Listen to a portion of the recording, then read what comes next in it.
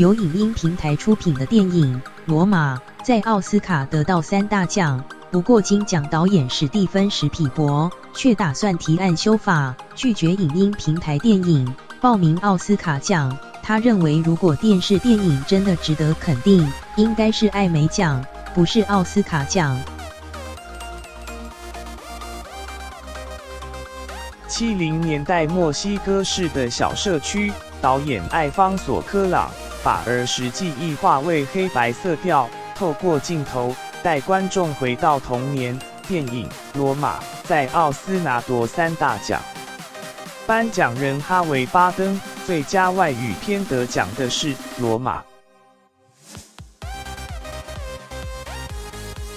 颁奖人名导戴托罗，最佳导演得奖的是这名字我不会念艾方索·科朗由影音平台出品的《罗马》，入围10项夺3大奖。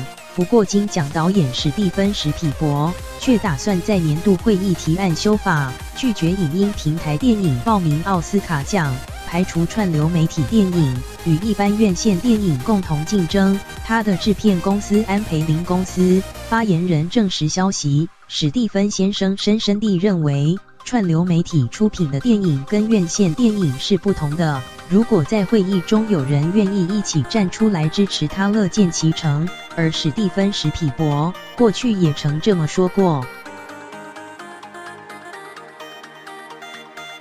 导演史蒂芬·史匹柏一旦投入电视格式，你就是一部电视电影。如果是一部值得肯定的作品，那就应该得到艾美奖，而不是奥斯卡奖。我不认为为了争取奖项参赛资格，只在几家电影院上映不到1个星期的电影有资格角逐奥斯卡提名。